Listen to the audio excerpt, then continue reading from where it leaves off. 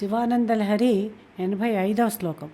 జలధి మదన దక్షో నైవ పాతాళభేదీ న చ వనమృగయాయాం నైవ లుబ్ధః ప్రవీణః అసనకుసుమభూషా వస్త్రముఖ్యాం సపర్యాం కథయ కథమహం తే కల్పయానీందుమౌళే.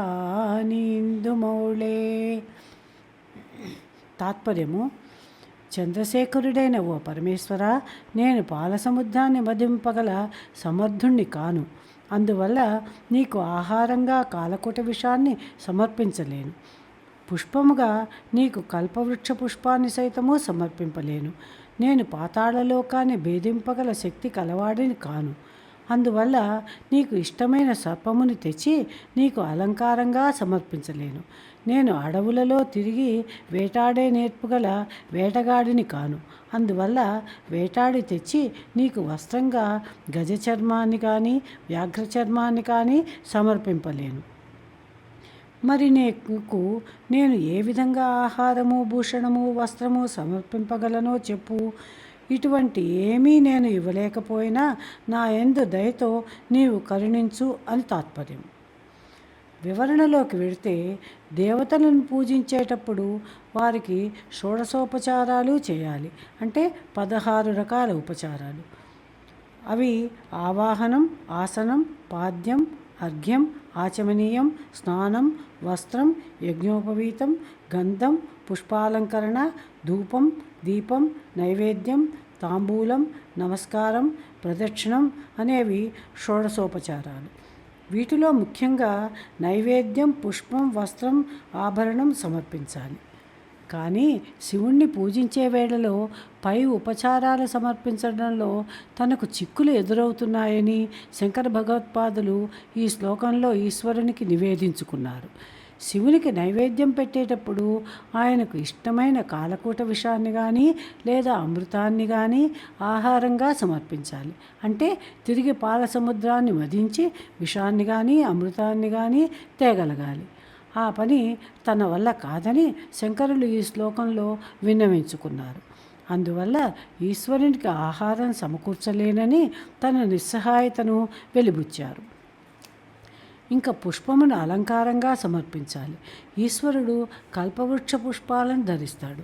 కాబట్టి ఆ కల్పవృక్షము సైతము పాలసముద్రాన్ని దేవదానవులు చిలికినప్పుడే పుట్టింది. కనుక కల్పవృక్ష పుష్పాలు కావాలంటే పాలసముద్రాన్ని మదించగల సమర్థత ఉండాలి. తనకు ఆ శక్తి లేదని శంకరులు విన్నవించుకున్నారు. శివునికి భూషణములు సమర్పిద్దామంటే ఈశ్వరుడికి ఇష్టమైన సర్పభూషణములు కావాలి. ఆ పాములు పాతాళంలో ఉంటాయి.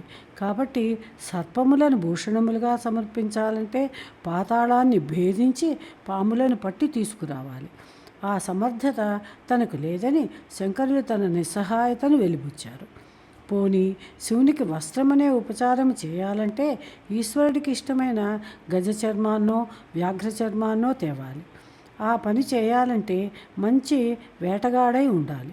తాను అలా వేటగాడిని కాకపోవడం వల్ల వస్త్రముగా గజ చర్మానో వ్యాఘ్ర చర్మానో తెచ్చి శివునకు ఇయ్యలేనని శంకరులు బాధపడ్డారు.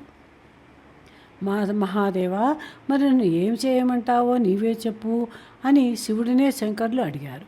స్వామి పరమశివ, నేను యథాశక్తి యావచ్చక్తి ధ్యాన ఆవాహనాది షోడశోపచార పూజాం కరిష్యే అని ఒక మాట అనగలను. ఎందుకంటే భక్తులలోని సద్భావనకే దేవతలు, సత్పురుషులు, ద్విజులు సంతోషపడతారట. అదే ఇతరులైతే తిని తాగితేనే తృప్తి పడతారని స్మృతులు చెబుతున్నాయి. సద్భావనేన తుష్యంతి దేవాః సత్పురుషాని ద్విజాః ఇతరే ఖానపానేనా అన్నది స్మృతివాక్యం అని శ్రీ శుద్ధ చైతన్య స్వామి వారు గుర్తు చేశారు. కానీ ఈశ్వరుడు భక్తులు ఇచ్చేది భక్తితో ఇస్తున్నాడా అనేదే చూస్తాడు. ఆయన మాత్రం భక్తులకు ఏమి కావాలో అవే ఇస్తాడు. ఆయనలోని ఆ మాతృత్వమే భక్తులకు శ్రీరామరక్ష. ఈ శ్లోకంలోని కుసుమభూష అనే పదాన్ని కొందరు వ్యాఖ్యాతలు మరో రకంగా అర్థం చెప్పారు. కుసుమభూష అంటే ఈశ్వరునికి తలపువైన చంద్రుడు అని అర్థం చెప్పారు. చంద్రుడు కూడా పాలసముద్ర మథనం వేళలోనే పుట్టాడు. అందుకు తాను సమర్థుడని కానని అదే శంకరుల భావమని వారు చెప్పారు. అలాగే దివాకర్ల వెంకటావధాని గారు మరో రకంగా వివరణ ఇచ్చారు. శివునకు విష్ణుమూర్తి పూజలో ఒక పుష్పం తక్కువ కాగా తన నేత్రాన్ని తీసి 1000వ పుష్పంగా సమర్పించారు. విష్ణుమూర్తి వలె నేత్రపుష్పాన్ని శివునికి అలంకారంగా సమర్పించలేనని శంకరులు చెప్పారని దివాకర్ల వారు వ్రాశారు. ఇక పాదార్థంలోకి వెడితే జలధి మథన దక్షో నైవ పాతాళభేది నచ. జలధి మథనము అంటే సముద్రాన్ని చిలకడం, అంటే పాల సముద్రాన్ని తరచడం అని అర్థం. మథన దక్ష నైవ అనగా నేను క్షీర సముద్రాన్ని మధించే సముద్రుడను కాను అని.